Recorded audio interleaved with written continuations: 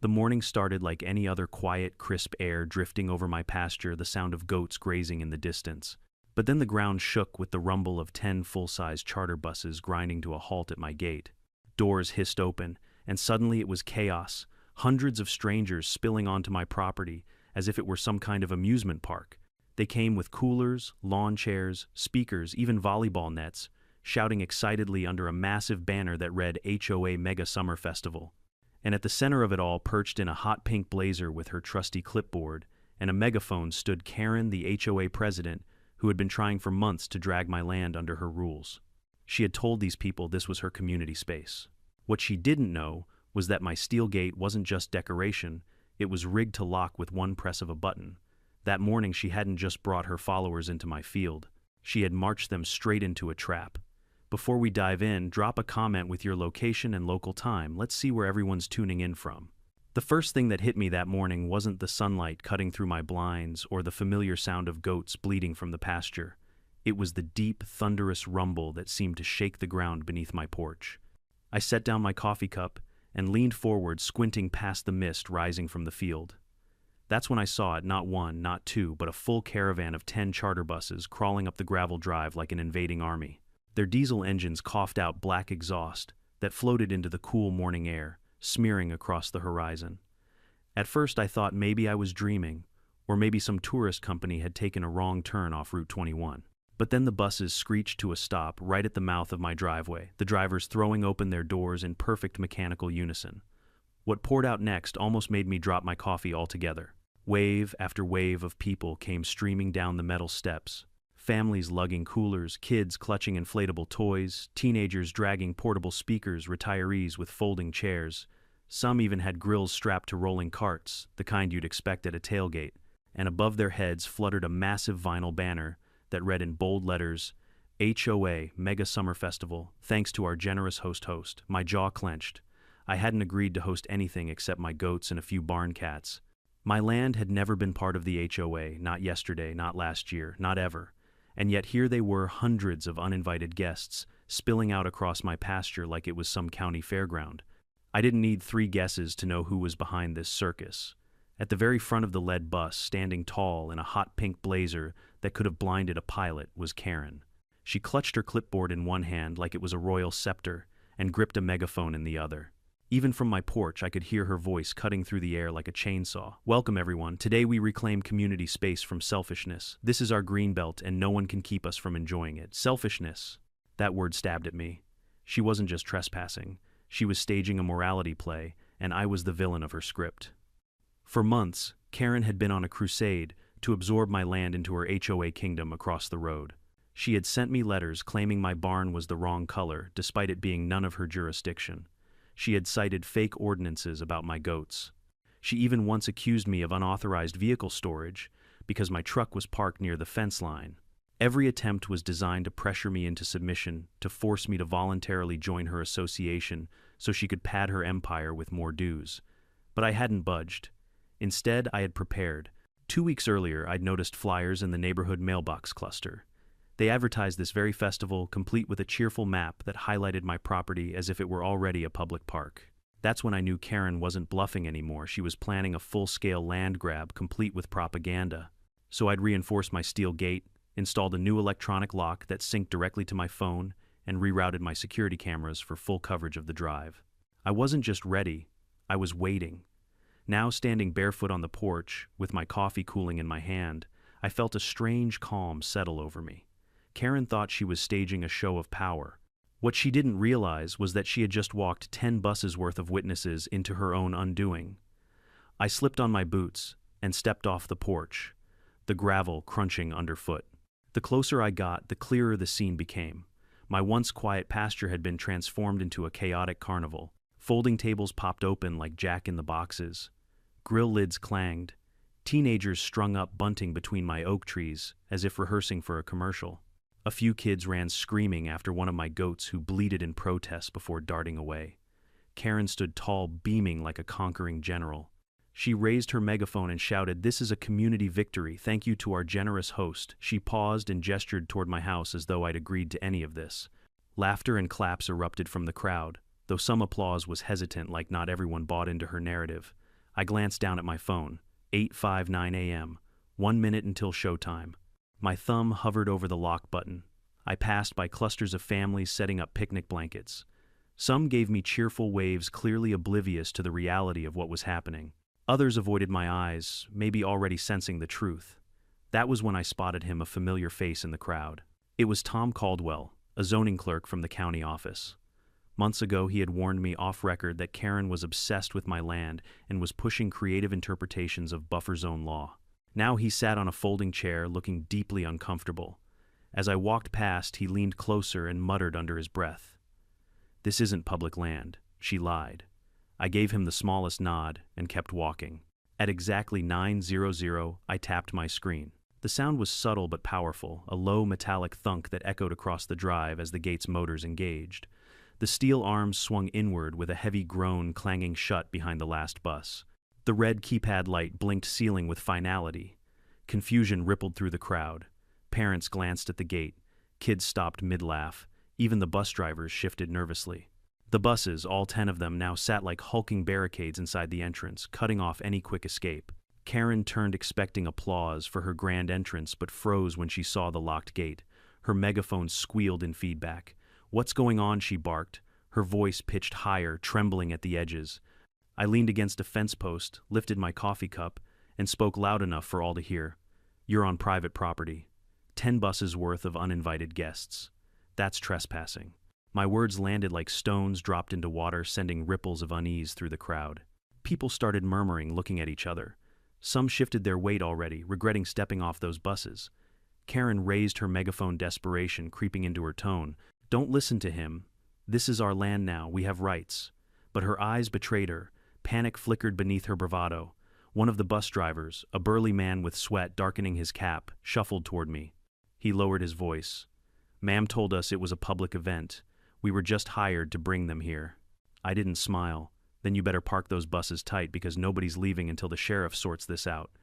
He nodded nervously and backed away, muttering. Behind him, a wave of restlessness passed through the crowd. Parents tugged their children closer. Some guests started folding up chairs almost as soon as they had set them down. A teenager lifted his phone and shouted, "This is going viral, dude," as he filmed Karen's bewildered expression. And me, I took another slow sip of coffee. I wasn't angry, not yet. What I felt was sharper than anger. It was the satisfaction of a chess player watching his opponent stumble into the opening move of a trap. 10 buses. Hundreds of witnesses. Cameras rolling. Every second that gate stayed locked was another nail in Karen's coffin. And the best part, I didn't have to do a thing but stand there. This was my land. My rules. And the show had only just begun. The silence that followed the metallic clang of the gate was almost more deafening than the roar of the diesel engines that had brought those buses here. For a few seconds, nobody moved. The crowd looked around, blinking in confusion, still half believing Karen's promise that this was some new community park graciously provided by her leadership. But the blinking red light on the keypad and the locked steel arms of my gate told a different story. Then, as if on cue, the noise began again. Kids whining that they were thirsty, parents shouting at each other about who packed the water, teenagers cranking up their portable speakers to drown out the growing tension. A couple of older men pulled folding chairs from the luggage compartments of the buses and plopped down in the grass as though nothing unusual was happening. And above it all, Karen's voice cut through like a circular saw. "Everyone, don't panic. This is OUR land. We will not be intimidated by one selfish holdout who refuses to support the community." Her words rang hollow, but her tone was commanding. She strutted forward in her bright pink blazer, clipboard in hand, megaphone raised like a weapon. Her lipstick was so red it could have been seen from the next county over, and her hair was shellacked into a helmet that defied the breeze. I just leaned on the fence post, sipping my coffee, watching her like a zoologist observing a particularly aggressive peacock. "You see," Karen bellowed, "he locked the gate to try and stop us. But this only proves how much he fears community power. Today we reclaim what should have been ours all along." The crowd gave a scattered round of applause, though it was less enthusiastic than before. Some people clapped slowly, almost sheepishly, while others didn't bother at all. A man with a sun hat leaned toward his wife and muttered loud enough for me to hear. Did she even have permission for this? The wife shushed him, glancing nervously toward Karen. I caught sight of the zoning clerk again, sitting in his chair with his arms crossed. He was shaking his head. His lips moved in a whisper I could read even from several yards away. "She's finished." but Karen wasn't done.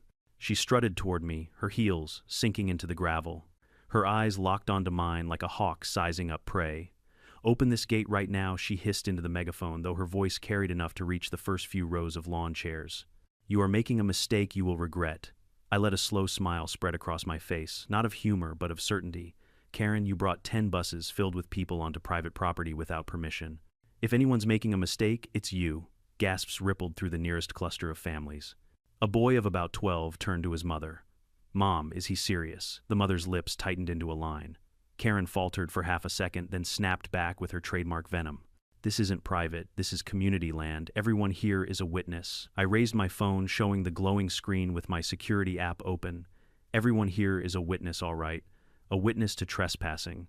With one tap, I switched camera feeds, showing multiple angles of the crowd, the buses, even Karen herself projected onto the screen.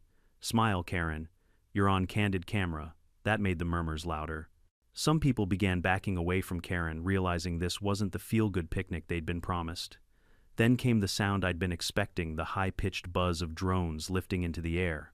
I had programmed them to activate if motion sensors detected tampering near the barn or the far fence. 4 sleek black drones hovered above the crowd, their lenses blinking like unblinking eyes. Children pointed. Teenagers cheered, whipping out their phones to capture the sci-fi showdown.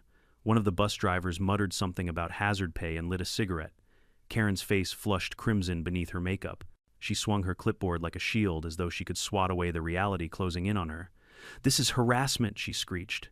"You can't imprison us here," I tilted my head. "You imprisoned yourself when you brought trespassers onto private land." I simply closed my gate. That line landed harder than I expected. People actually laughed, sharp, bitter laughs, the kind you hear when an audience realizes the show isn't going the way the director intended. Karen's grip on her megaphone tightened. Her eyes darted across the crowd, searching for support. She found less and less. Meanwhile, the sun climbed higher. Heat shimmered above the buses. Sweat beaded on foreheads. Kids whined louder. And Karen's grand spectacle began to rot from the inside out.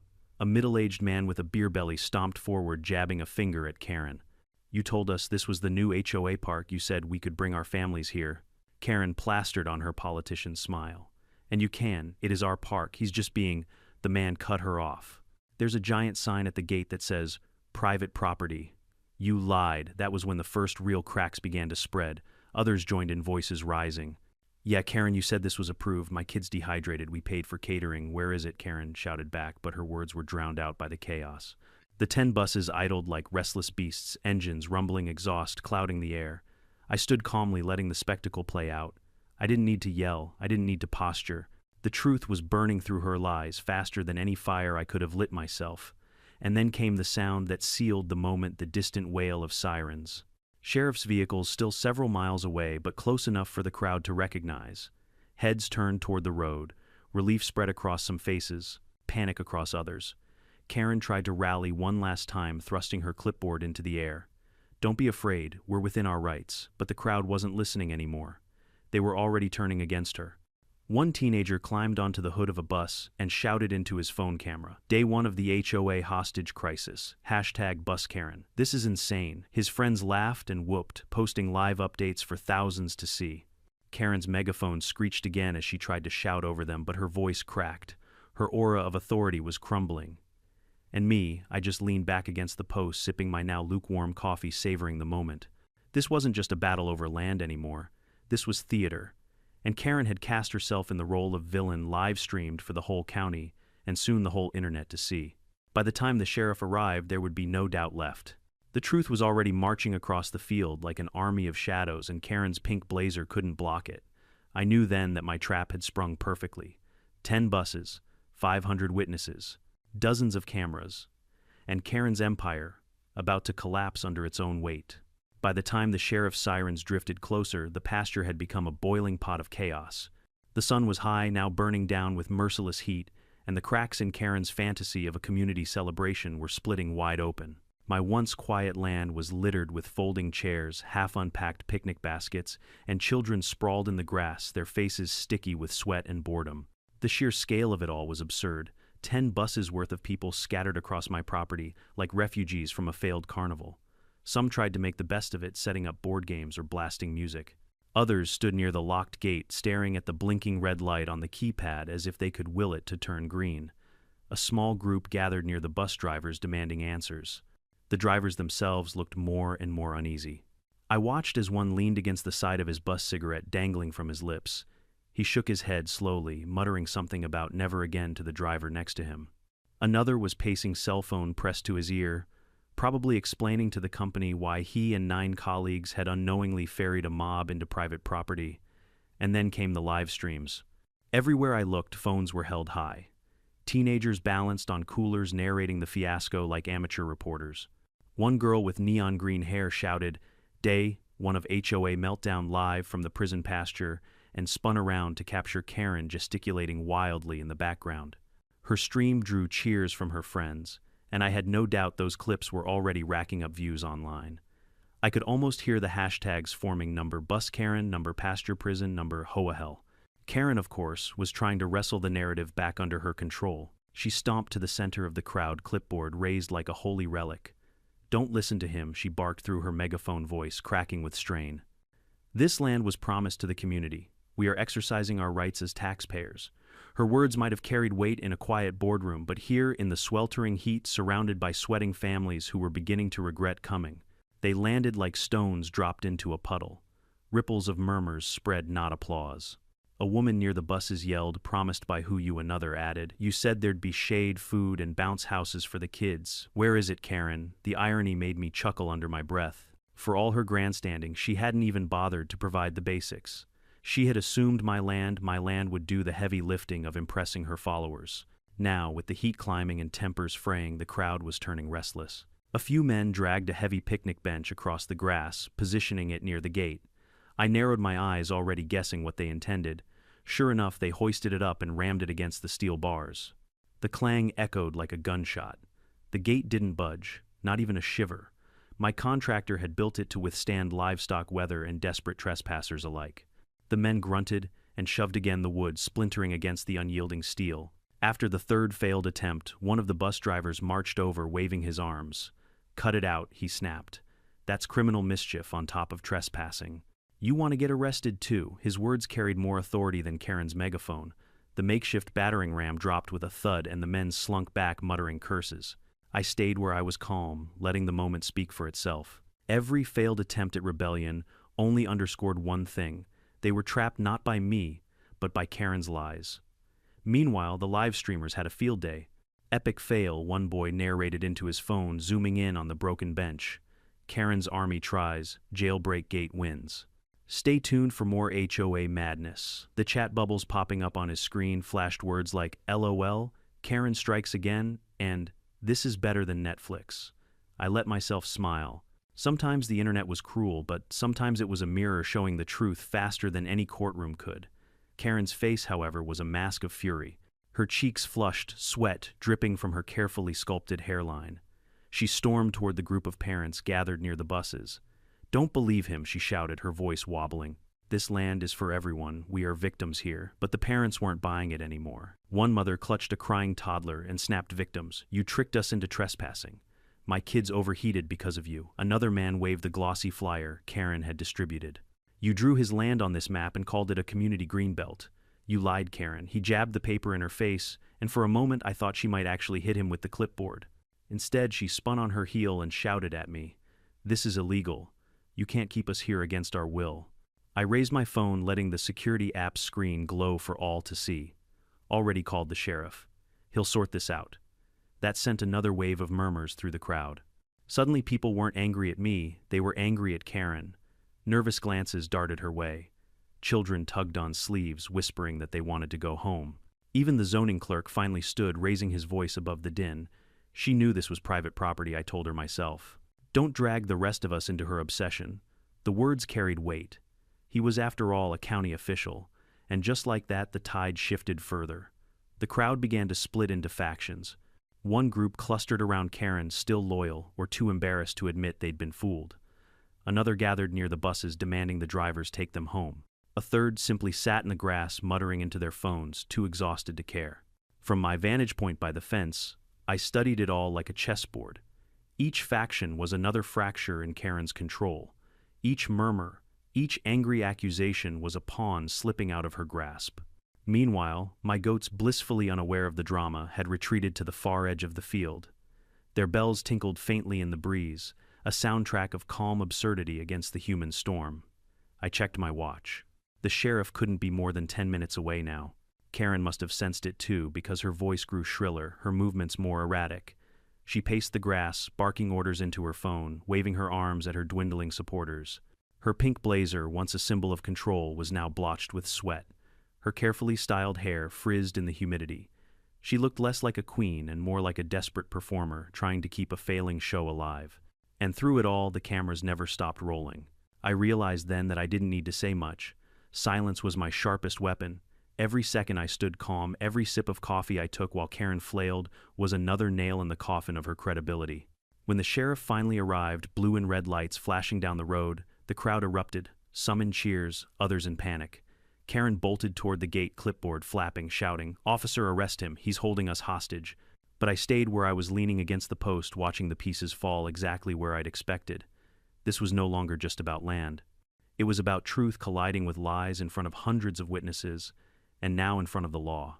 And as the sheriff's cruiser rolled to a stop, dust swirling around its tires, I knew one thing for certain: Karen had trapped herself far more thoroughly than I ever could. The sheriff's cruiser rolled to a stop just outside the gate, its lights casting red and blue ripples across the steel bars. Dust swirled around its tires, drifting over the field like smoke on a battlefield. For a brief second, everything fell into a strange hush. The crowd stopped shouting. Children stopped crying. Even the buses, though still idling, seemed to fade into the background hum. All eyes turned to the tall figure stepping out of the county cruiser. Sheriff Dale Patterson was a man whose presence could drain the arrogance out of anyone, even a woman like Karen. His mirrored sunglasses reflected the chaos of my pasture back at her, giving her no place to hide. He didn't rush, didn't bark orders. He just walked slowly toward the gate, taking in the sight of 10 buses, hundreds of restless people, scattered picnic debris, and one very sweaty HOA president in a pink blazer, clutching a clipboard like it was a life raft. Karen reacted the way she always did, with volume. "Officer," she screeched into her megaphone, her voice cracking. "Arrest him immediately. He's holding us hostage on this property. We came here for a peaceful community event, and he locked us in against our will." The crowd murmured, half expecting the sheriff to nod and stride toward me. But instead, Sheriff Patterson adjusted his sunglasses, looked slowly around, and asked a single question that sliced through the heat and tension like a knife. "Ma'am," he said, his voice calm but heavy with authority, "why are you and all these people on his land?" The pause that followed was almost delicious. Karen's mouth opened, then closed. Her hand tightened on the clipboard. She gestured vaguely toward the field, her voice faltering. This is community land. It belongs to everyone. We're exercising our rights." The sheriff raised one eyebrow. "Show me the deed," he said, simply holding out his hand. Karen blinked, stammered, flipped through her clipboard as if she could conjure up property ownership from a list of HOA meeting notes. The sweat on her forehead glistened under the midday sunday. When it became clear she had nothing, the sheriff turned to me. "You got paperwork." I stepped forward, calm as ever, and handed him the folder I had been carrying since the moment the buses rolled in. Inside was everything: title, deed, survey, maps, tax records, even letters from the zoning office confirming my property had never and would never fall under HOA jurisdiction. He flipped through it, nodding slowly. "That'll do," he said, handing it back. The murmurs of the crowd swelled into open disbelief. A man shouted, "You lied to us, Karen." Another woman waved the glossy flyer in the air. She told us this was the new HOA park. The sheriff looked back at Karen, his tone growing sharper. "You brought 10 buses of people onto private land without permission. That's trespassing. And if you collected money for this event, that's fraud." Karen's face drained of color beneath the layers of foundation and blush. She tried to speak, but the words caught in her throat. Her supporters, what few remained, were already drifting away, their loyalty collapsing under the weight of reality. Behind her, the zoning clerk, Tom Caldwell, finally stepped forward. He raised his voice loud enough for everyone to hear. "I told her this was private property. She ignored me. She planned this, knowing full well she didn't have permission. That was the killing blow." The crowd gasped, like an audience at the climax of a courtroom drama. Parents began shouting at Karen, demanding refunds for tickets or fees they'd paid. Teenagers whooped, turning their phones toward her to capture every twitch of panic. Karen clutched her clipboard to her chest, backing toward the gate like a cornered animal. "This is a misunderstanding," she wailed. "We were trying to build community spirit. The sheriff wasn't buying it." He motioned to his deputies who had just arrived in a second cruiser. "We're going to get these people out of here one bus at a time. Nobody touches the gate without my say-so." I nodded. "It stays locked until you're ready." He gave me a quick, almost imperceptible smile, a silent acknowledgement that I had played this exactly right. The deputies moved through the crowd, their calm but firm voices, directing people back to the buses. Slowly, reluctantly, the makeshift festival began to disassemble. Lawn chairs folded, coolers slammed shut. Children were hauled back up the bus steps whining about their unfinished games. All the while the news crews filmed every second. Their cameras poked through the bars, lenses glinting in the sunlight, capturing Karen's humiliation in high definition. One reporter shouted, "Did you lie to your HOA members, Karen? Did you misuse funds for this event?" Karen tried to answer, but her voice was drowned out by the engines of 10 buses roaring back to life. The sound was like an army retreating one diesel beast at a time. Before the sheriff gave the order to open the gate, I walked forward just far enough to be seen and heard. "This is my land," I said, my voice carrying across the field. "It always has been, and anyone who tries to take it will find the gate closed." A murmur of agreement rippled through the crowd, some embarrassed, some angry, but all realizing they had been duped. Karen, trembling, tried to lunge forward. "You humiliated me." She spat, her voice ragged. "This isn't over." I met her eyes calm as stone. "No, Karen. You humiliated yourself. I just locked the gate." That line hung in the air, repeated in whispers, captured on cameras, destined to become a meme before the sun went down. The sheriff gave the signal, and the gate creaked open with a metallic sigh. One by one, the buses lumbered out their passengers, glaring at Karen, some shouting insults out the windows as they passed. Each engine's roar was like a nail hammered into the coffin of her reputation. By the time the last bus pulled away, only Karen remained inside the gate, her clipboard hanging limp in her hand, her blazer stained with sweat and dust. She looked less like a leader and more like a ghost of authority, stripped bare in front of everyone she had tried to impress. The sheriff gestured toward the road. "Time to go, ma'am." She hesitated, glaring at me one last time. "You'll regret this," she hissed, though her voice lacked the venom it once carried. Maybe I said evenly, but at least I'll regret it on my own land. The deputy guided her out, his hand hovering near his holster, in case she decided to stage one last dramatic stunt. But she didn't. She just shuffled toward a waiting SUV, her pink blazer shrinking into the distance. The gate closed again with a solid clang, sealing my property back into silence. For the first time that day, I exhaled deeply. The pasture was littered with trash, yes, napkins, paper cups, broken bunting, but it was mine again. My goats, sensing the calm, wandered back toward the barn, their bells tinkling like a victory anthem. On the porch, I set my coffee cup down now, cold, and replayed the sheriff's simple question in my head: "Why are you and all these people on his land?" It was the kind of line that turned the tide of a battle. Karen thought she had staged a triumph. Instead, she had handed me the perfect stage to expose her lies, in front of 500 witnesses, 2 news crews, and the law itself. And though the buses were gone, I knew this wasn't the final act. Karen was many things, but a quitter wasn't one of them. She would come back with lawyers, petitions, smear campaigns. She would double down as she always did. But that was fine. Because today had proved something even stronger than my gate, the truth once locked in the open couldn't be ignored. The battle was far from over, but I had just won the most public victory of all. The silence that settled over my property after those 10 buses rumbled out was almost eerie. For hours, the land had been alive with shouting, laughter, and arguments. Now there was nothing but the faint creak of the gate closing and the soft tinkling of goat bells as my herd wandered back toward the barn. I stood there in the gravel boots planted firm, staring at the dust trails left behind on the road. It was over, or at least the spectacle part was. But deep down, I knew Karen wasn't finished. Karen was the kind of person who never admitted defeat. She didn't know how. Losing in public was like oxygen being ripped from her lungs. And today she hadn't just lost. She'd been dismantled in front of hundreds of her own people, the sheriff and the local press. For someone like her, humiliation only fueled obsession. I barely made it inside before my phone buzzed with a flood of notifications. Clips from the fiasco had already gone viral. Titles blared across my screen: "Bus Karen, Meltdown, HOA trapped on private ranch, this man outsmarted HOA tyrant." Memes were everywhere, Karen's face red with rage, plastered on movie posters, and GIF loops of her waving her clipboard like a sword. Someone had even edited my calm line: "No, Karen, you humiliated yourself." I just locked the gate onto a backdrop of slow-motion fireworks. I should have felt triumphant, but I didn't.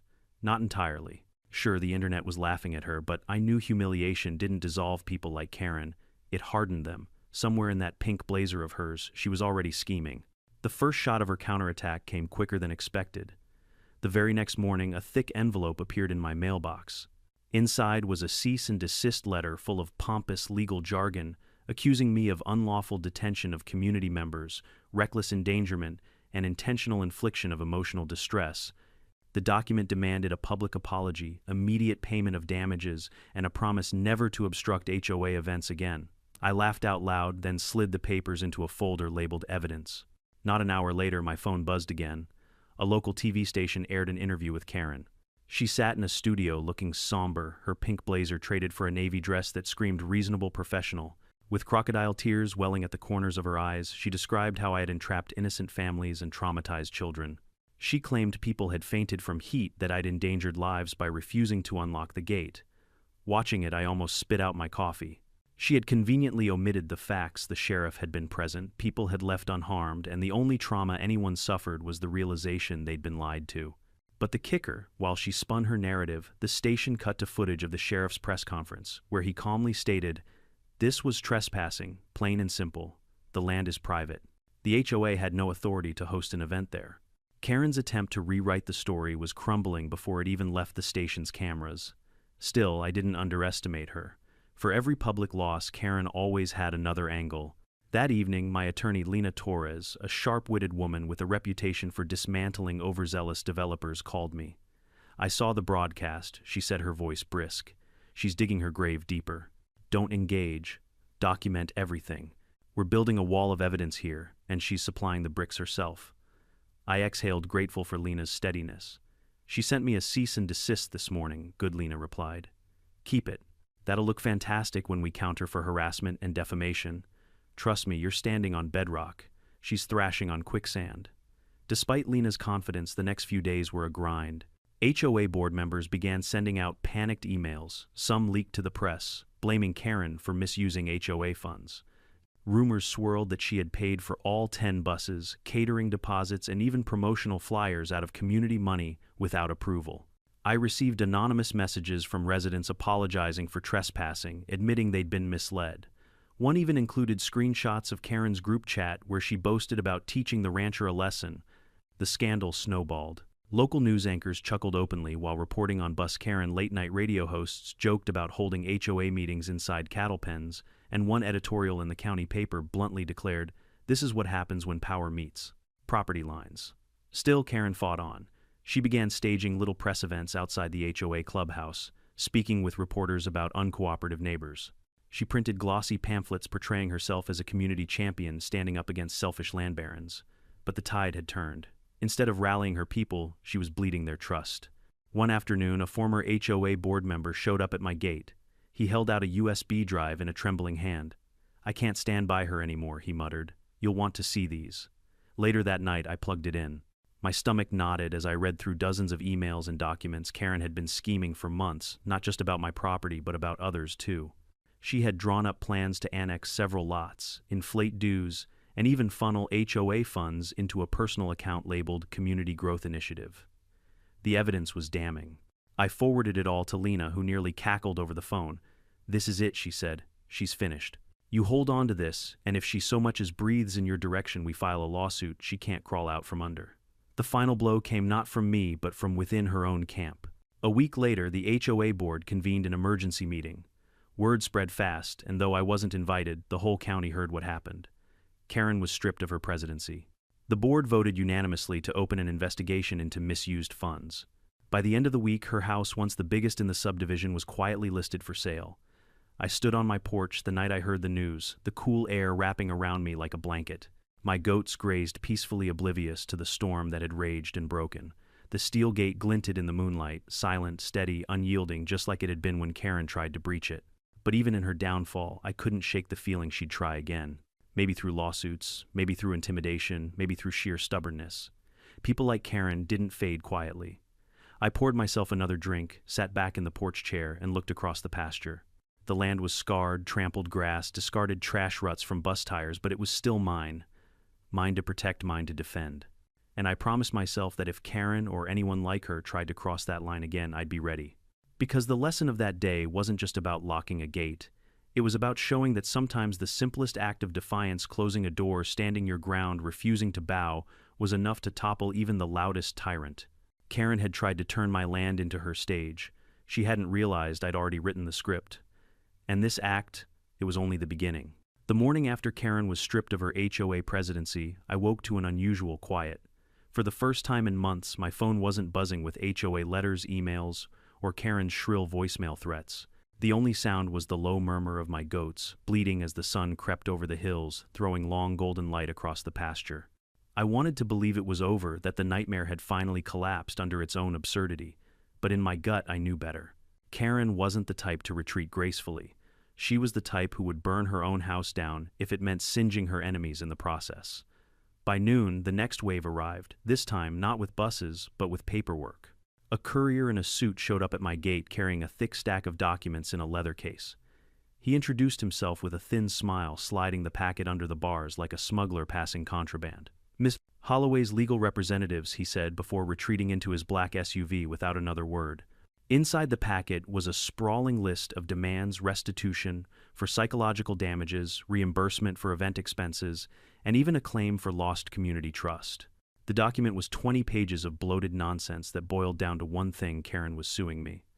I sat on the porch with the papers spread out on my lap, shaking my head. She had lost her title, her standing, even her house, and yet she still found a way to claw at me. It was almost impressive in a grotesque way. I called Lena. "Don't even break a sweat," she said after skimming the scanned pages I sent. "This is desperation on letterhead. Half of this isn't even legally coherent. But here's the good news. Every move she makes now is costing her money she doesn't have. She's digging her own grave with gold-plated shovels." Still, the lawsuit lit a fire under me. I wasn't content to just defend myself anymore. I wanted to put this whole saga to rest once and for all. So I doubled down. I compiled every shred of evidence: emails, leaked documents, the USB drive from the ex-board member, the viral footage, even the sheriff's statement.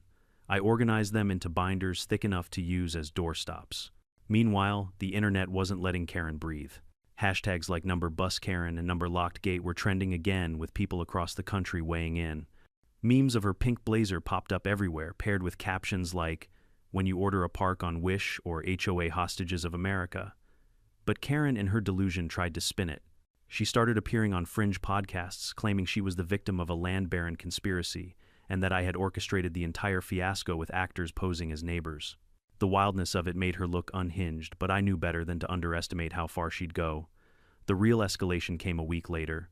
I was mending a section of fence near the orchard when I spotted a drone buzzing overhead, its camera eye fixed squarely on my property. It wasn't one of mine. I grabbed my binoculars and tracked its flight path as it zipped back toward the subdivision across the road. My stomach turned cold. Karen had moved from legal warfare to surveillance. That night, I reviewed the footage from my security cameras. The drone had hovered near my barn, circled the gate, even dipped low over the goats as if cataloging every inch of my land. I saved the footage and sent it to Lena. "She's trying to gather evidence," Lena said, irritation crackling in her voice. "Probably to claim misuse of land or safety violations. Ignore the intimidation, document it, we'll turn it against her." But ignoring it was easier said than done. The next day, 2 men in polo shirts parked a van just outside my property line. They set up a tripod with a long-range camera aiming it squarely at my house. When I walked down the drive and waved, they scrambled, packed up, and drove off in a spray of gravel. It wasn't just annoying, it was invasive. My own land, once a sanctuary, felt like a stage under constant surveillance. Yet even as the harassment-mounted allies started coming out of the woodwork, the zoning officer, Tom, stopped by with a look of weary solidarity. "She's filing every complaint she can," he admitted, "but none of it sticks. She had us reviewing goat permits last week." "Goat permits?" He shook his head. "But the board's crumbling. Nobody's backing her anymore." A few days later, I received a letter from dozens of HOA families, signed apologies for trespassing, acknowledgments that Karen had misled them, and even offers to testify on my behalf if things went to court. Reading it at my kitchen table, I felt something shift. The tide wasn't just against her, it was turning in my favor. The final straw came from within her own circle. Late one evening, as rain pattered on the tin roof of my barn, I heard a knock at the door. Standing there soaked and shivering was Frank, the same ex-board member who had handed me the USB drive. His eyes darted nervously as he clutched another envelope. "She's planning something worse," he whispered. "She wants to stage another event, this time to reclaim her honor. I couldn't stay quiet. You need to see this." Inside the envelope were printouts of emails Karen discussing sabotage. She was talking about cutting my fences, trespassing at night, even staging a confrontation to spin herself as the victim. I read the words with a tight jaw, my pulse steady but hot. This wasn't just obsession anymore. It was desperation. Dangerous desperation. The next morning, I took the evidence straight to Lena and then to Sheriff Patterson. The sheriff studied the papers, his jaw set hard. "She's dancing on the line of criminal charges," he said. "We'll increase patrols near your property. You stay sharp but don't engage. Let her hang herself." And so that's what I did. I kept the lights on. I walked the perimeter every evening with my goats trailing behind like loyal sentinels. I tightened my security system, installed new cameras, and logged every drone, every van, every envelope. Because I knew Karen wasn't finished. She was winding herself up for one final reckless move. And when it came, I would be ready.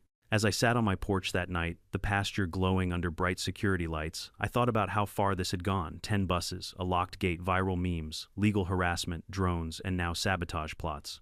What had started as a petty power grab had spiraled into a full-blown war of obsession. But wars end. And this one was approaching its final act. The strange quiet that lingered over my land in the weeks after Frank's late-night visit felt less like peace and more like the eye of a storm. I knew Karen well enough by now. Silence wasn't surrender. It was plotting. Sure enough, the first sign came on a gray Tuesday morning. I was sipping coffee on the porch when a white envelope marked certified mail was slipped under my gate. Inside was an official-looking letter from a prestigious law firm out of the city. It was polished, embossed with golden lettering, and it reeked of money Karen didn't have. The letter made a good-faith offer to purchase my land at nearly 3 times its market value. On paper, it was tempting. But I knew better. This wasn't a gift. It was Karen trying a new angle. If she couldn't annex my land by force, she'd try to buy it out from under me, probably with some backroom financing from sympathetic investors. I didn't hesitate. I tore the letter in half, tossed it into the wood stove, and watched it curl into black ash. But the stunt confirmed what Frank had warned. Karen was moving into her final, most desperate phase. The county zoning officer, Tom, stopped by a few days later, hat in hand, his face lined with exhaustion. "She's been pitching investors," he admitted, "telling them she can deliver your pasture as the centerpiece of a mixed-use development. Shops, trails, playgrounds, the works. They're sniffing around, but without your deed, she has nothing." He spat into the dirt, his disgust plain. "She's like a gambler bluffing with an empty hand." Inside, I was furious. The audacity of it all, Karen trying to sell my land as if it were hers to bargain away. But on the surface, I stayed calm. That was the one thing she couldn't stand, my refusal to lose composure. By then, the saga had taken on a life of its own online. A popular podcast ran a 3-part series on the bus Karen incident, painting me as a reluctant folk hero and Karen as the absurd villain. Strangers mailed me goat figurines, t-shirts printed with the phrase, "I just locked the gate," and even novelty padlocks shaped like bus wheels. The sheriff's question, "Why are you and all these people on his land?" had become a viral audio clip remixed into songs. The more Karen pushed, the more the world laughed at her. But obsession isn't rational. One rainy evening, I heard another knock at my door. Frank again soaked through his hands, trembling as he passed me a small thumb drive sealed in a plastic bag. "You need to see this," he said, eyes darting nervously toward the road. When I plugged it into my laptop, I nearly choked on disbelief. The emails were explicit. Karen wasn't just plotting lawsuits anymore, she was talking sabotage. She had instructed a handful of die-hard loyalists to make life unbearable for me, cutting fences, scaring livestock, even trespassing at night, to stage confrontations she could twist into harassment. It was madness. And it was dangerous. I called Lena immediately. She read through the documents in silence, then said, her tone sharp and cold, "This is gold. With this, we can file for an injunction that'll keep her 1,000 feet away from your property. And if she steps out of line again, she'll be in cuffs before she can shout into a megaphone." The next morning, I carried the thumb drive straight to Sheriff Patterson. He reviewed the files, his jaw tightening with every page. "She's walking herself straight into criminal charges," he said flatly. "We'll file this with the county judge. In the meantime, I'll keep patrol cars running near your road." True to his word, by Friday, Lena called with news the judge had granted a restraining order.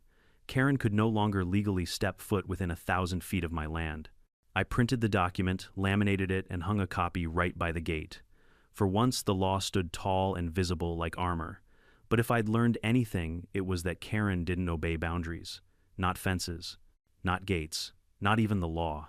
That very night, my cameras caught two figures creeping along the ditch outside my fence, their flashlights bobbing like fireflies in the dark.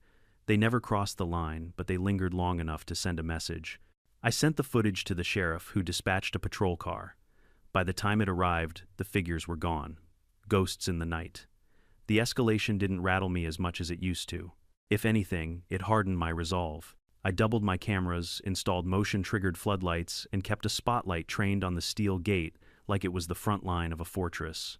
My goats, bless them, became part of the theater ambling along the fence line at dusk, their bells jingling like watchmen patrolling their post.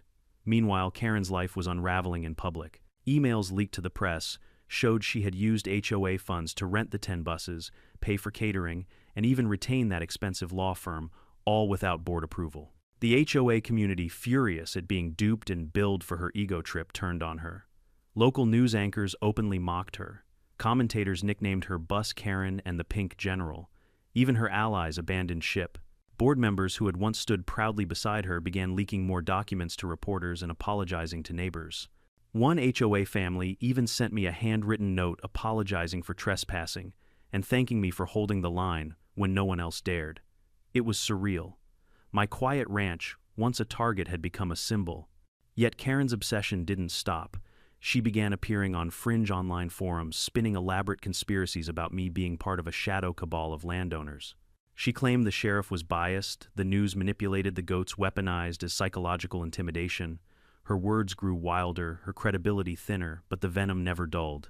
One Saturday morning, a black sedan rolled slowly up the county road, stopping just beyond my gate. Through the tinted glass, I caught a glimpse of Karen in the passenger seat, sunglasses hiding her eyes. She didn't get out. She didn't shout. She just sat there staring at my land like a queen stripped of her throne, peering at the kingdom she'd never have. I recorded it, of course, but part of me almost pitied her. Almost. That pity evaporated when a week later, a local news report aired that Karen had secretly mortgaged her house to pay legal fees and lost it when she couldn't keep up. She had sold it off quietly, slinking away from the subdivision she once ruled like a fiefdom. But even in ruin, she found ways to claw back. Anonymous notes appeared in my mailbox. "Your goats won't save you. We're still watching." I handed them all to the sheriff, who logged them as evidence of harassment. At this point, though, it wasn't fear I felt. It was a grim anticipation. Every move she made was more desperate, more erratic, and desperation always ends the same way, with collapse.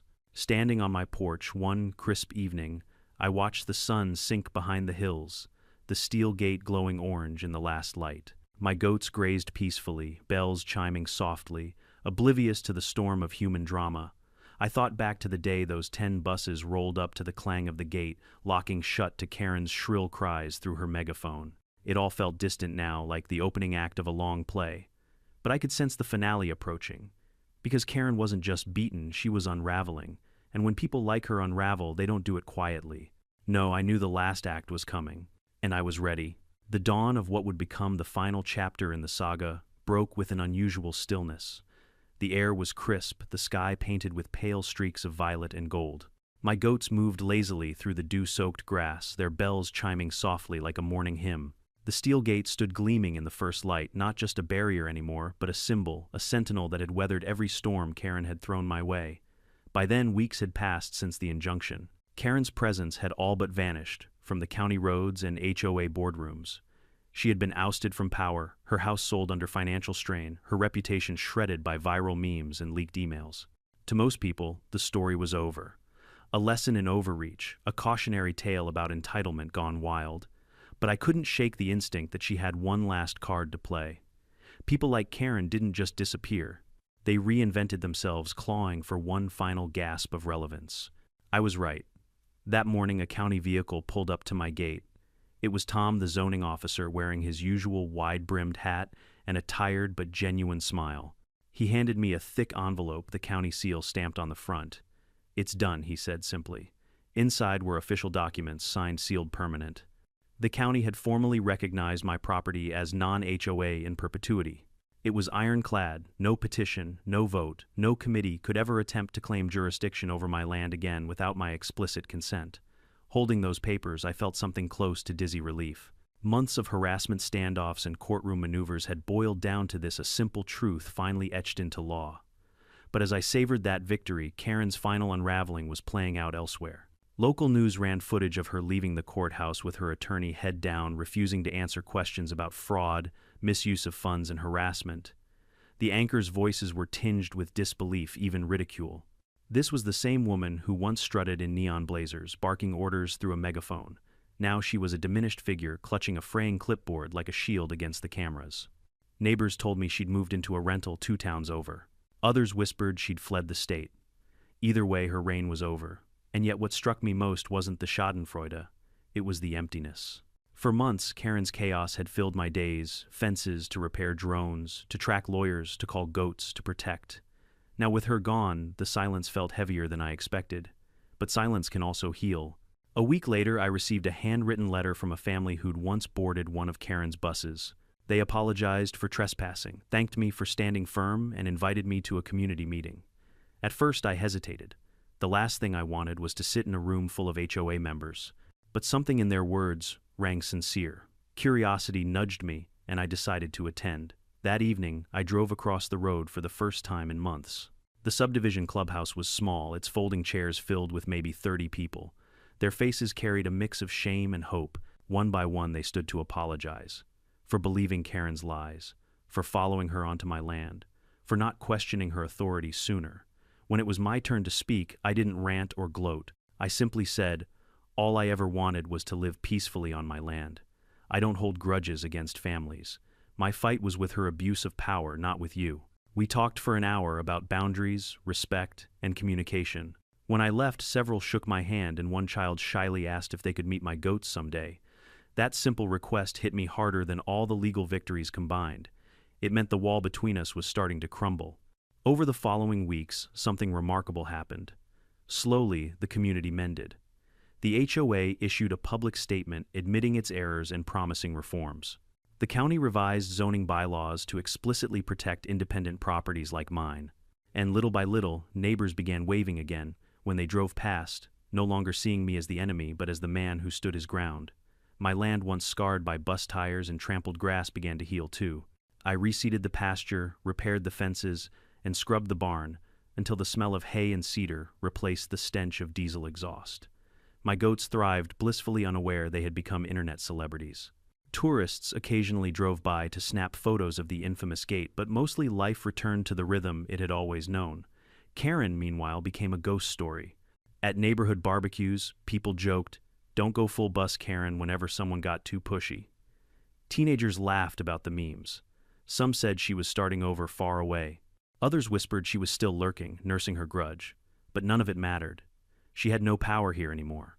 One crisp autumn evening, I unlocked the gate and invited a small group of HOA children onto my land to feed the goats.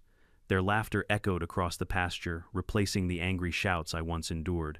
Watching them hold out handfuls of grain while the goats nuzzled eagerly, I realized something: this conflict hadn't just protected my land, it had reshaped the community. Boundaries had been redrawn, respect relearned. The steel gate, once a weapon, was now just a gate again, keeping goats in, keeping the road out. And as I stood there in the fading light, hand resting on the cool metal, I felt not just relief but gratitude. Because Karen's obsession, absurd as it was, had forged something stronger in me: patience, resilience, and the certainty that standing your ground calmly, firmly, without flinching can change everything. That night, under a sky full of stars, I finally allowed myself to breathe easy. The buses were gone. The sheriff had left his final report. The county had sealed the boundaries. The saga was over. And for the first time in months, I was free again to live, to breathe, to watch the goats graze in peace, no bus ever daring to invade this land again. If there's one thing this bizarre chapter taught me, it's that boundaries matter. Not just fences and gates, but the invisible lines we draw around our lives, our dignity, and our peace of mind. People like Karen exist everywhere. People who believe rules don't apply to them, who disguise entitlement as leadership, who push until you're forced to push back. But here's the truth: standing firm doesn't require rage or chaos. Sometimes it's as simple as saying no, locking the gate, and letting the truth do its work. My story went viral, yes, but beyond the memes and headlines, it's a reminder that power without respect collapses on itself. and that even one person armed with patience and resolve can draw a line the whole world ends up noticing. So wherever you are watching this, remember your boundaries are worth defending, your peace is worth protecting. Don't let anyone convince you otherwise. Now I'd love to hear from you. Drop a comment below, tell me where you're watching from and whether you've faced a Karen in your life. And if you enjoyed this saga, make sure to subscribe so you don't miss the next story. Because if this tale taught us anything, it's that when the gate closes, the real drama begins.